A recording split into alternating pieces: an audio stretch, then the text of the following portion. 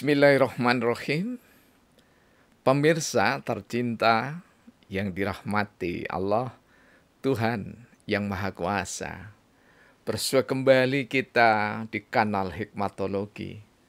Monolog sederhana mengajak diri kita masing-masing berpikir, kian melembut cerdaskan hati nurani, sehingga disempatkan oleh Tuhan yang Maha Esa berkarya secara terpuji.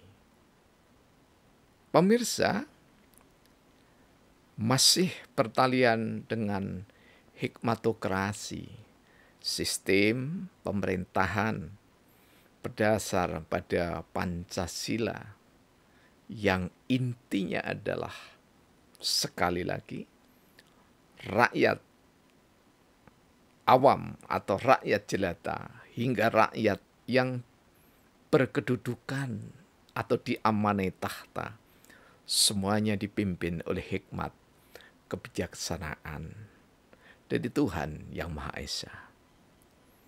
Kali ini marilah kita memulai dengan membicarakan konstruksi Partai Bintang Indonesia yang insya Allah kita tawarkan adalah berlambang bintang yang ada di dada Garuda Pancasila. Tentu saja ini kita berarti melepas diri dari politik identitas simbol-simbol agama. Karena simbol-simbol agama diyakini sakral oleh para pengikutnya. Simbol-simbol penghayat atau kepercayaan kepada Tuhan yang Maha Esa diyakini sakral oleh para penganutnya. Karena itu, memilih yang ada di dalam dada Garuda Pancasila niscaya untuk bangkit Indonesia melawan kepicikan dari tatanan demokrasi yang lebih mengedepankan partai politik berbasis massa. Kali ini Partai Bintang Indonesia adalah kumpulan dari tokoh-tokoh agama dan kepercayaan. Apakah mungkin mereka bersatu padu dalam satu bendera? Bukan sekedar mungkin, tapi bagi Allah Tuhan yang Maha Esa, tidak ada yang tidak mungkin ketika masing-masing hati nurani berniat mulia untuk bangsa dan negara. Tentu dalam koridor Bhinneka Tunggal Ika. Karena itu, asa kami, tokoh Islam, apapun sebutannya, sederhana dalam pengertian ulama, tokoh Nasrani, beragam kita sebut dengan pendeta, tokoh Buddha dengan bantinya, tokoh Hindu dengan bedandenya, dan tokoh Konghucu dengan suisinya, tokoh kepercayaan dengan sesepuhnya, dan sebutan-sebutan lain, tokoh agama dan kepercayaan di Republik Indonesia tercinta. Sudah waktunya bangkit spiritualitas kita, melintas batas keimanan, bukan sesuatu yang utopia, sekedar di angan-angan, karena founding fathers kita yang di belakangnya ada founding mothers kita telah memberikan teladan dalam berbangsa bernegara dan telah mampu beliau-beliau yang mulia itu, Soekarno, Hatta, Syahrir,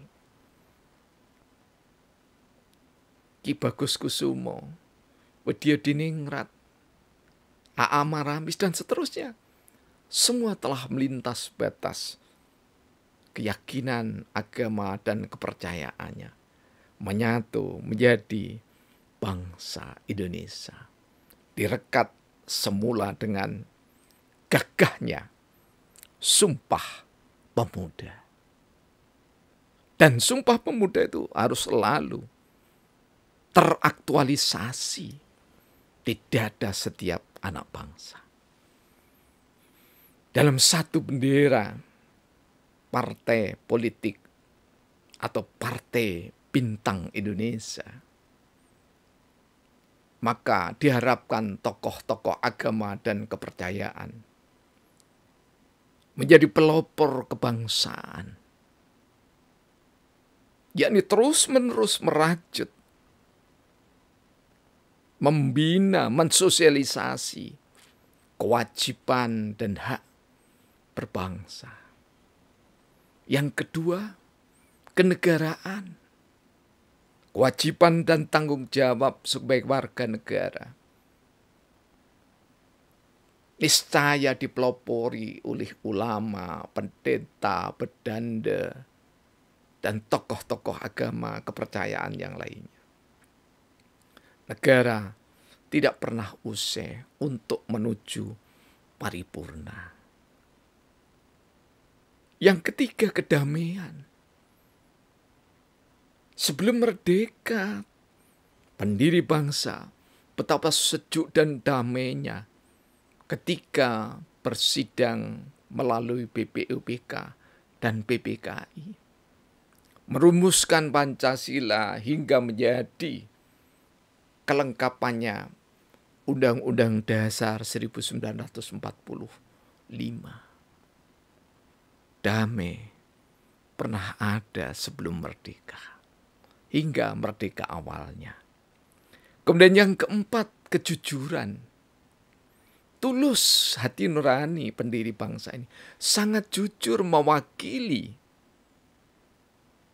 rakyat jelata hingga rakyat yang punya tahta. Dirumuskan dengan jujur dasar negara. Dan perlu diingat, pemicu Pancasila adalah Soekarno. Tentu usulan beda dengan penetapan. Tidak perlu dipermasalahkan. Yang kelima, kerukunan. Sangat rukun. Tokoh-tokoh agama, tokoh-tokoh kebangsaan berasal dari suku bangsa yang berbeda.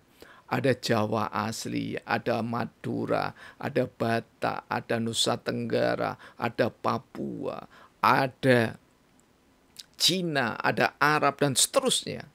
Semua rela diwakili oleh 65 tokoh untuk merumuskan Pancasila.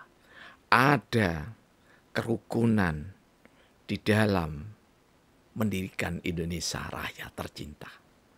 Dan yang keenam, kesejahteraan.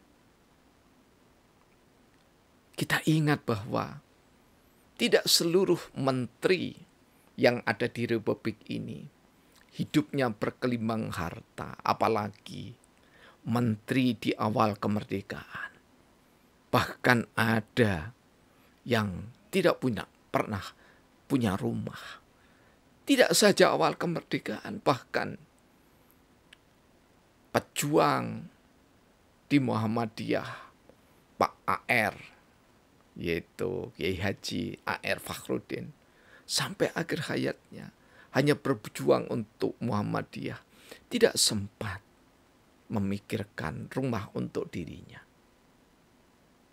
Kalau di Malang ada yang sering kami kunjungi, yakni adalah Kiai Bejo Darmo Laksono, Mbah Bejo. Apapun yang dimilikinya untuk Muhammadiyah, tetapi Muhammadiyah adalah untuk bangsa. Demikian juga tokoh-tokoh yang ada di Nahdlatul Ulama dan yang lainnya. Yang ketujuh, keadilan. Betapa adilnya pendiri bangsa Indonesia. Karena mereka tidak berpikir untuk golongannya, tetapi berpikir untuk bangsa negara Indonesia tercinta.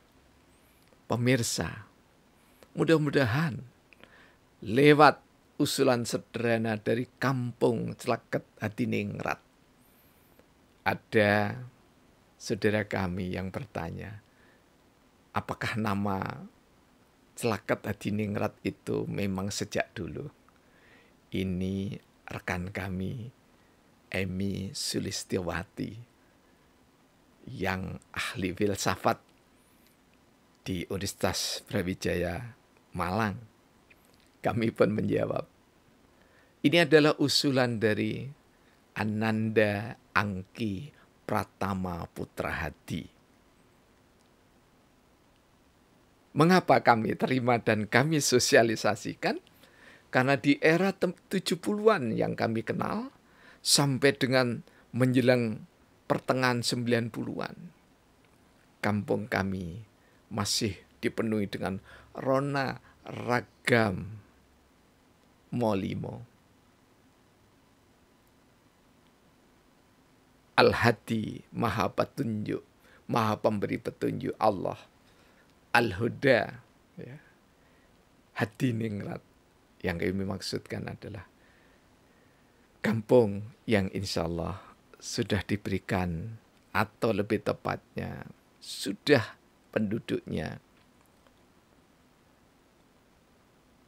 memiliki tanggung jawab beragama dan berkepercayaan. Pemirsa, mudah-mudahan sentuhan singkat ini menggugah hati nurani ulama, pendeta, bedanda, bante, suisi, sesepuh, romo, dan seterusnya untuk mengibarkan Bhinneka Tunggal Ika yang nyata. Terima kasih. Semoga senantiasa diberikan keselamatan, kesehatan, dan rezeki yang berkecukupan untuk bangsa negara kita.